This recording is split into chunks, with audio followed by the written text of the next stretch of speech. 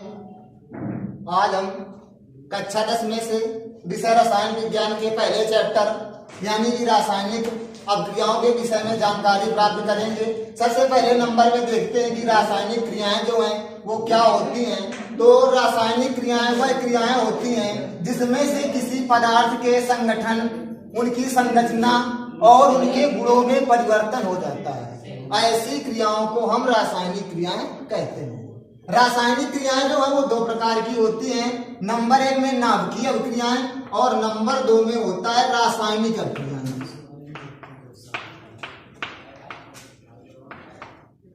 नाभिकीय अभिक्रियाओं में से परमाणुओं के नाभिक भाग लेते हैं और इन अभिक्रियाओं में परमाणुओं का स्वरूप जो है वो परिवर्तित हो जाता है, अर्थात एक तत्व का नाभिक दूसरे तत्व के नाभिक में परिवर्तित हो जाता है। जबकि रासायनिक अभिक्रियाओं में किसी भी तत्व के बाह्यतम कोश के इलेक्ट्रॉन भाग लेते हैं।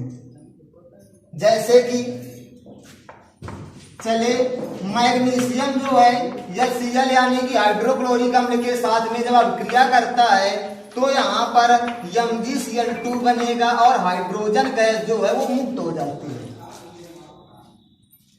अगर दूसरे ढंग से इस परिभाषा को देखें तो यहाँ पर हम देख रहे हैं कि यहाँ पर मैग्नीशियम और हाइड्रोक्लोरिक अम्ल आपस में अभिक्रिया कर रहे हैं और हमारा जो है बन रहा है वो मैग्नीशियम क्लोराइड बन रहा है।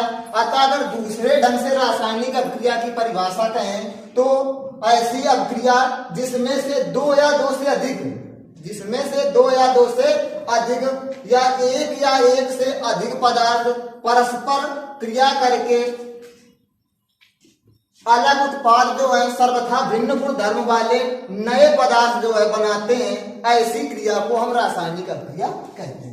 अब यहाँ पर हम देख रहे हैं कि मैग्नीशियम जो है HCl हाइड्रोक्लोरिक अम्ल के साथ में अभिक्रिया कर रहा है और मैग्नीशियम क्लोराइड जो है वो बन रहा है, यानी कि यहाँ पर मैग्नीशियम और हाइड्रोक्लोरिक अम्ल जो है वो अभिकारक हैं और MgCl2 और H2O जो बन रहा है ये हमारा हो गया उत्पाद।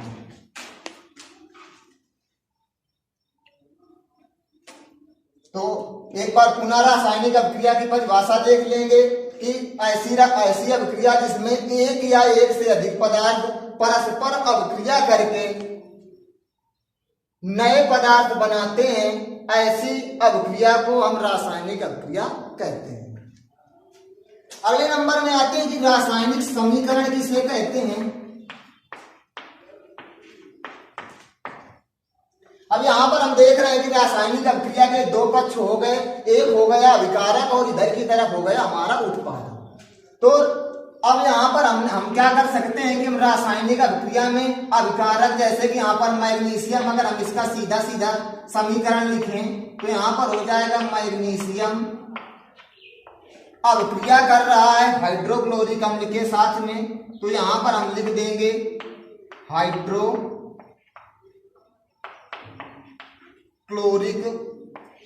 अम्ल और यहाँ पर अभिक्रिया होने के बाद में हमारा बन रहा है मैग्नीशियम क्लोराइड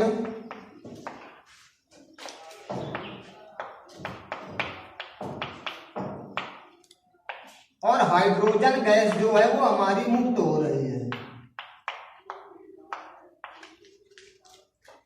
तो अब यहाँ पर कह रहा है कि रासायनिक समीकरण किसे कहते हैं, तो यहाँ पर अभिकारक हो गए, यहाँ पर उत्पाद हो गए। अगर हम इन अभिकारक और उत्पाद के नाम के स्थान पर हम इनके सूत्र, प्रतीक या रासायनिक सूत्र लिख दें तो उससे जो समीकरण प्राप्त होगा उसे हम रासायनिक समीकरण कहते हैं। यानी रासायनिक अभिक्रिया में अभिकारकों तथा उत्पादों के नामों के स्थान पर उनके प्रतीकों या रासायनिक सूत्रों द्वारा निरूपित करने पर जो समीकरण प्राप्त होता है उसे हम रासायनिक समीकरण कहते हैं। यानी जो हमने ऊपर समीकरण ऊपर लिखा है Mg+2HCl, यहाँ पर बन रहा है MgCl2 + H2, ये हमारा जो समीकरण हो जाएगा ये रासायनिक समीकरण हो जाएगा। अगले नंबर में और आते हैं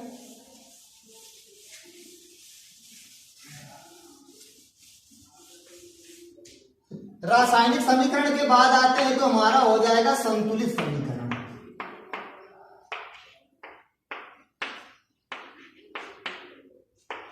अब संतुलित समीकरण क्या होता है, हमें द्रव्य की अविनाशता के नियम में यह बताया गया कि किसी भी रासायनिक परिवर्तन में किसी पदार्थ का ना तो कोई नया परमाणु बनता है और ना ही नष्ट होता है।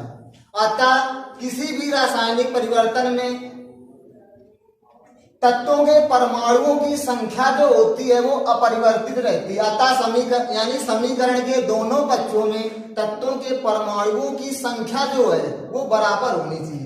जैसे कि यहाँ पर हमने समीकरण लिखा, सोडियम जो है ऑक्सीजन के साथ में अभिक्रिया करके सोडियम ऑक्साइड बनाता है यानी 2O। अब हम यहाँ पर देख रहे हैं कि इस ओर सोडियम परमाणु की संख्या जो है वो 1 है और इस ओर सोडियम परमाणुओं की संख्या जो है वो 2 है। तो सबसे पहले नंबर में हम क्या करेंगे, सोडियम परमाणु को यहाँ पर संतुलित कर देंगे। अब संतुलित करने के लिए इधर सोडियम परमाणुओं की संख्या चूंकि 2 है, इधर सोडियम परमाणुओं की संख्या 1 है, इसलिए हम इसमें 2 का गुणा कर देंगे। जब हमने इसमें 2 का गुणा कर दिया तो हमारा सोडियम का परमाणु जो है वो संतुलित हो गया, लेकिन ऑक्सीजन का परमाणु जो है वो अभी संतुलित नहीं है, क्योंकि इधर ऑक्सीजन परमाणुओं की संख्या जो है वो 2 है और इस ओर ऑक्सीजन परमाणुओं की संख्या 1 है। तो इसको संतुलित करने के लिए हमको इस समीकरण में क्या है, 2 का गुणा करना पड़ेगा। जब हमने यहाँ पर 2 का गुणा कर दिया तो अब सोडियम परमाणुओं की संख्या जो है वो उधर 4 हो गई और इधर सोडियम परमाणुओं की संख्या 2 है। तो यहाँ पर हम क्या करेंगे, हम 4 का गुणा कर देंगे और समीकरण जो है वो हमारा संतुलित हो गया। यानी संतुलित समीकरण की अगर परिभाषा बनाएं, अगर संतुलित समीकरण की सरल परिभाषा देखें तो बन जाएगा, जिस समीकरण के दोनों पक्षों में, एक तुम्हारा लेफ्ट हैंड साइड हो गया या राइट हैंड साइड हो गया, या इधर वाला जो पक्ष हो गया वो अभिकारक का हो गया, इधर वाला पक्ष जो है वो उत्पाद का हो गया, यानी जिस समीकरण के दोनों पक्षों में तत्वों के परमाणुओं की संख्या समान होती है, ऐसे समीकरण को हम संतुलित समीकरण कहते हैं।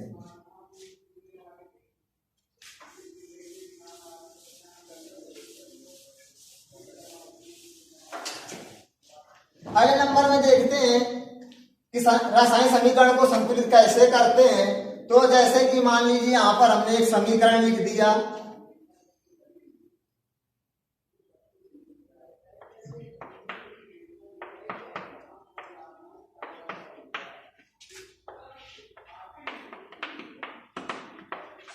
यहां पर एक समीकरण लिखा है कि जब नाइट्रोजन और हाइड्रोजन की अभिक्रिया कराते हैं तो अमोनिया गैस जो है वो प्राप्त होती है। अब अगर इस समीकरण को देखेंगे तो हम देख लेते हैं ये हमारा जो है वो लेफ्ट हैंड साइड हो गया, इधर देखेंगे ये हमारा राइट हैंड साइड हो गया। अब यहाँ पर देख लेते हैं तो परमाणु कौन कौन से हैं, एक नाइट्रोजन का परमाणु है और इधर हाइड्रोजन का परमाणु है। इधर भी चूंकि परमाणुओं की संख्या परिवर्तित होती नहीं, ना ही नया परमाणु बनेगा ना ही नष्ट होगा, तो इस ओर भी नाइट्रोजन और हाइड्रोजन के परमाणु हो जाएंगे। अब इस ओर देखेंगे तो नाइट्रोजन परमाणुओं की संख्या 2, इस ओर नाइट्रोजन परमाणुओं की संख्या 1। अब इधर आ जाएंगे तो हाइड्रोजन परमाणुओं की संख्या इस ओर जो है वो 2 है और इस ओर हाइड्रोजन परमाणुओं की संख्या जो है वो 3 है। अब हमको इस समीकरण को संतुलित करना है, तो संतुलित करने के लिए या तो जो परमाणु सबसे कम बार आया है उसको संतुलित कर लीजिए, या फिर जो परमाणु सबसे अधिक बार आया है उसको संतुलित कर लीजिए। तो यहाँ पर सबसे कम परमाणु जो आया, अगर इधर उत्पाद की तरफ देखें तो नाइट्रोजन का इधर एक ही परमाणु दिया है और इधर नाइट्रोजन परमाणुओं की संख्या जो है वो 2 है। तो हम क्या करते हैं कि इसमें 2 का गुणा करते हैं। अगर हमने इसमें 2 का गुणा कर दिया तो अब नाइट्रोजन परमाणुओं की संख्या जो है वो इधर हो गई 2। अब इस ओर देखेंगे तो हाइड्रोजन 3 दूनी 6, हाइड्रोजन परमाणुओं की संख्या हो गई 6।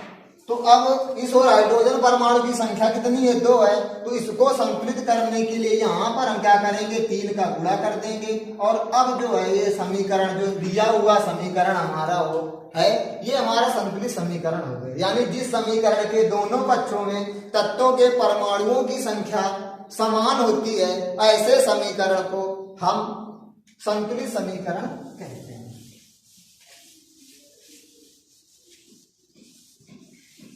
और आगे आते हैं, अगले नंबर में आते हैं तो रासायनिक अभिक्रियाओं के प्रकार।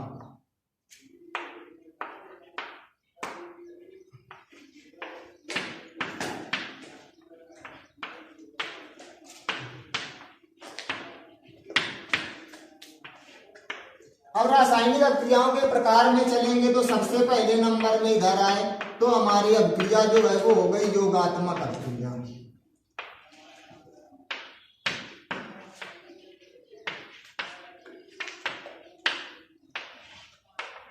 योगात्मक अभिक्रिया से आशय है कि यहाँ पर योग हो रहा हो, यानी कि जब दो या दो से अधिक पदार्थ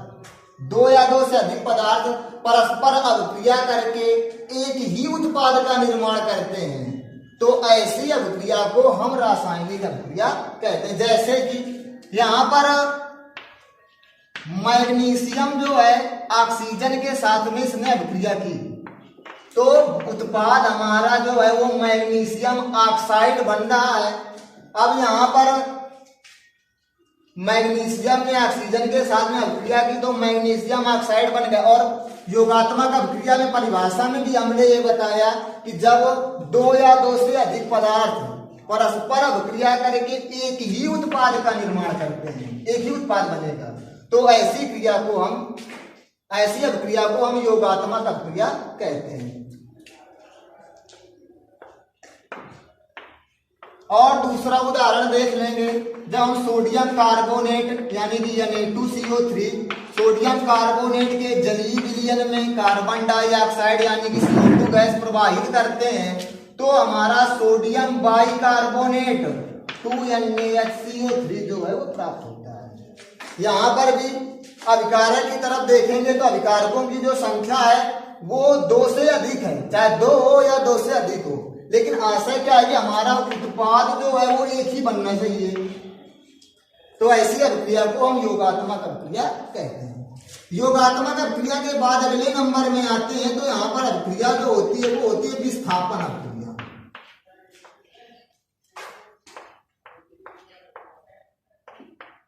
अब देखिए विस्थापन अभिक्रिया में क्या होता है। विस्थापन अभिक्रिया का आशय है कि जो परमाणु है वो अपनी जगह से विस्थापित हो जाए, यानी ऐसी रासायनिक अभिक्रिया जिसमें से किसी यौगिक के अणु से कोई परमाणु या परमाणुओं का समूह, कोई भी परमाणु हो सकता है या समूह किसी दूसरे यौगिक के अणु यानी कि परमाणु या समूह से विस्थापित हो जाए तो ऐसी अभिक्रिया को हम विस्थापन अभिक्रिया कहते हैं। एक बार पुनः देखिएगा, विस्थापन अभिक्रिया में ऐसी रासायनिक अभिक्रिया जिसमें किसी यौगिक के अणु से कोई परमाणु या समूह किसी दूसरे यौगिक के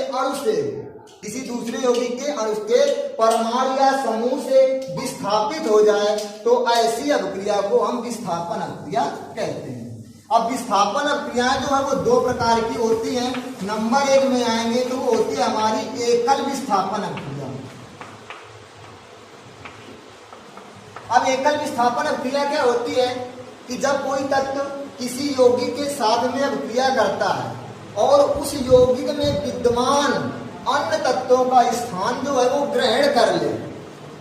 ऐसी रासायनिक अभिक्रिया जिसमें कोई तत्व किसी यौगिक के साथ में अभिक्रिया करके उस यौगिक में विद्यमान अन्य तत्वों का स्थान ग्रहण कर ले, ऐसी अभिक्रिया को हम एकल विस्थापन अभिक्रिया कहते हैं।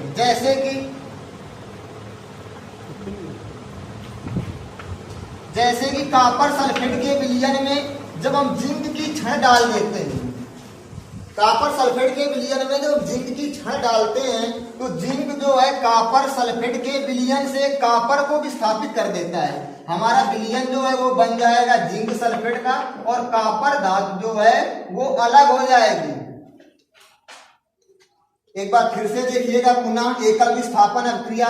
एकल विस्थापन अभिक्रिया में कहा गया जब कोई तत्व, यहाँ पर तत्व जो है वो जिंक है, कह रहा है जब कोई तत्व किसी यौगिक के साथ में अभिक्रिया करता है, इसने अभिक्रिया जो है वो कॉपर सल्फेट के साथ में की और कह रहा है कि उस यौगिक में विद्यमान अन्य तत्वों का स्थान, यानी इसने क्या किया, यहाँ पर कॉपर का स्थान जो है वो ग्रहण कर लिया। यहाँ पर विलयन जो है वो हमारा जिंक सल्फेट का बन गया और कॉपर धातु जो है वो हमारी अलग हो गई। तो यानी ऐसी अभिक्रिया को हम एकल विस्थापन अभिक्रिया कहते हैं। अगले नंबर में द्विविस्थापन अभिक्रिया।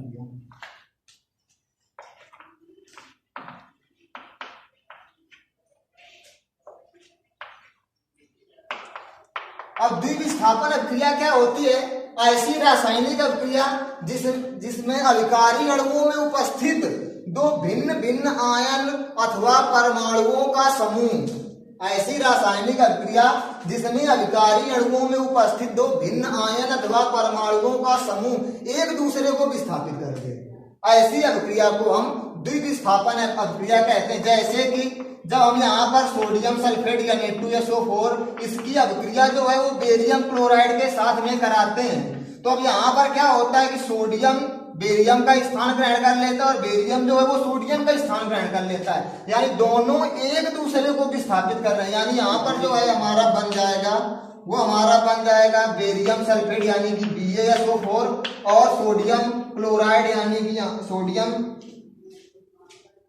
सोडियम क्लोराइड बन जाएगा, यानी यहाँ पर हो जाएगा 2NaCl, यानी दोनों ने एक दूसरे को विस्थापित कर दिया।